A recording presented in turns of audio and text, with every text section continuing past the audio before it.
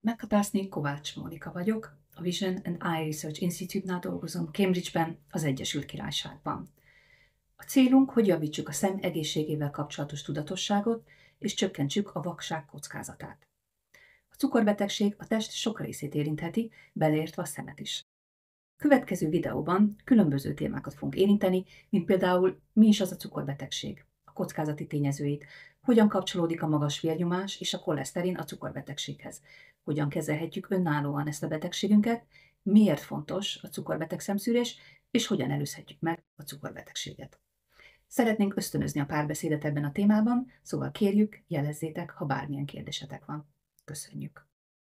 Kicsit zaklatottnak tűnsz, Noémi. Minden rendben van? A múlt hónapban elmentem az orvosomhoz, Tamás. Vérvizsgálatot végzett, és kiderült, hogy cukorbeteg vagyok. Tudod, mi a cukorbetegség? Valamiféle vérbetegség lehet, de nem vagyok benne teljesen biztos. A cukorbetegség súlyos betegség, ami akkor fordul elő, ha a vérglukóz szintje magasabban normálnál. A glukóztestünk fő energiaforrása és az általunk fogyasztott ételekből származik. Ezt a glukózt energiává kell alakítani. Az inzulin, a hasnyálmirigy által termelt hormon lehetővé teszi a glukóz bejutását a szervezet sejtjeibe, ahol energiává alakul. Azáltal, hogy glukózt juttat a vérből a szervezet sejtjeibe, az inzulin segít fenntartani a vér egészséges glukóz szintjét. Néha a szervezetünk nem tud elegendő inzulint előállítani. Más esetekben az inzulin rendelkezésre áll, de nem túl hatékony. Ilyenkor a vércukorszint magasabb marad a normál értéknél, és ez káros a szervezetre. Ez érdekes, de ha a testünknek folyamatosan szüksége van glukózra, akkor miért jelent problémát, ha több glukóz van a vérben? Ez egy remek kérdés. Idővel a vér magas cukorszintje a test különböző részeinek betegségeihez vezethet, beleértve a szívet, a szemet, az agyat, a vesséket, az idegeket és a láb különböző betegségeit. Ezért fontos, hogy ellenőrizd a vércukorszinted. Az orvosom azt tanácsolta, hogy a vérnyomásomat és a koleszterin szintemet is ellenőrizzem. Mi a kapcsolat a cukorbetegség, a vérnyomás és a koleszterin között? Ezek nem mind különböző dolgok? Igaza van az orvosodnak. Nagyon fontos, hogy a vérnyomás és a koleszterin szint is ellenőrzés alatt legyen, ha cukorbeteg vagy. A cukorbetegség károsíthatja a szervezet kísereit. Ezért a magas vérnyomás és a cukorbetegség okozta kíserek károsodásának együttes hatása nagy mértékben növelheti a szívroham vagy a stroke kockázatát. A magas koleszterin szint és a cukorbetegség kombinációja szintén növeli ezt a kockázatot. Ezért nagyon fontos, hogy mindent megtegyél a vércukorszinted rendezése érdekében. Milyen teszttel lehet kideríteni, hogy valakinek magas a vércukorszintje? Különböző tesztek vannak. Az egyik a HbA1c teszt, egy másik teszt pedig égyomorral méri a vércukorszintet. A HbA1c teszt az elmúlt 2-3 hónap átlagos vércukorszintjét méri. Ebben a tesztben a 6,5%-os érték, vagyis a 48 millimol vagy annál magasabb érték azt jelenti, hogy cukorbeteg vagy. Az égyomorral történő vércukorszint vizsgálat során megmérik a vércukorszintet, miután néhány órán át nem ettél. Ebben a tesztben a 7 millimol/liter, vagyis 126 mg/deciliter vagy annál magasabb érték cukorbetegséget jelez. Ha magas a vércukorszinted, akkor nagyon szomjasnak, gyengének vagy fáradtnak is érezheted magad, gyakori vizeléssel és homályos látással is járhat. Azt hallottam, hogy a cukorbetegség egy magas életkorral összefüggő betegség. Igaz ez? Nem. A cukorbetegség bármilyen életkorban jelentkezhet.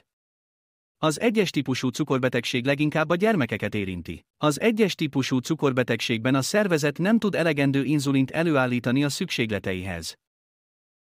Felnőtteknél a 2-es típusú cukorbetegség gyakoribb. 2-es típusú cukorbetegség esetén az inzulin rendelkezésre áll, de a szervezet nem tudja hatékonyan hasznosítani.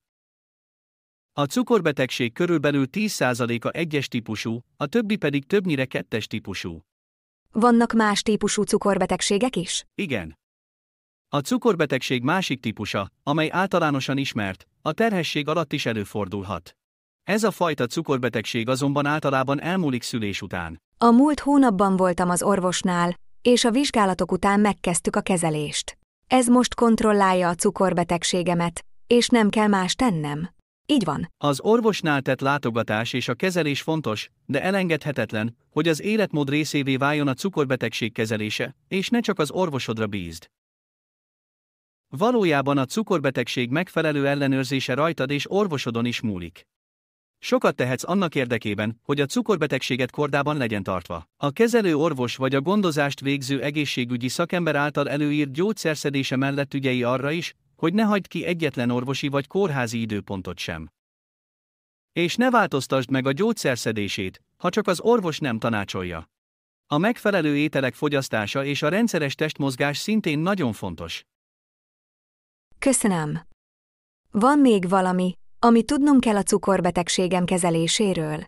Mielőtt bármilyen hagyományos vagy gyógynövényes gyógymódot kezdenél, konzultálj az orvosoddal. Egyél egészséges ételeket, például salátát, spenótot és zöldségeket. Ügyelj az étkezési adagokra. A tányér méretének felét saláta, egy negyedét főtt zöldségek, vagy csirke vagy hal, a fennmaradó negyedét pedig rizs tegye ki. Kezd az étkezést salátával. Egyél kevesebb rizst és kevesebb burgonyát. Egyél kevesebb olajban sült és sós ételeket. Egyél lassan.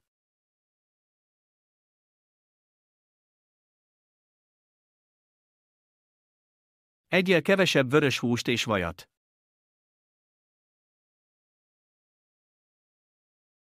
Kerüld az édes és cukros ételeket.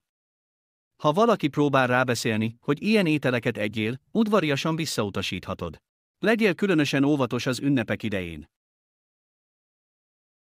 Ne egyél tévénézés közben, mert ez növeli a túlevés kockázatát. Igyál sok vizet.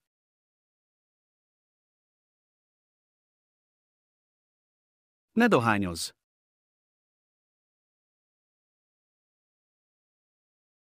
Ha túlsúlyos vagy, akkor fontos a súlycsökkentés. A testmozgás is nagyon fontos. Végezz legalább 150 perc testmozgást hetente. A testmozgás közé tartozik a gyors séta, a futás és a kerékpározás is. Mozoghatsz egyedül vagy családtagokkal és barátokkal. A testmozgást nem kell egy menetben elvégezni. Apránként is lehet, de törekedj arra, hogy minden nap legalább 30 percet sétálj. Kezdhetsz egy lassú sétával, majd haladhatsz az erőteljesebb gyaloglás vagy akár a futás felé. Amikor kimész a szabadba, ne sétálj mezítláb, mert sérüléseket szerezhetsz. Cukorbetegség esetén a sebek gyógyulása lassú és nehéz lehet.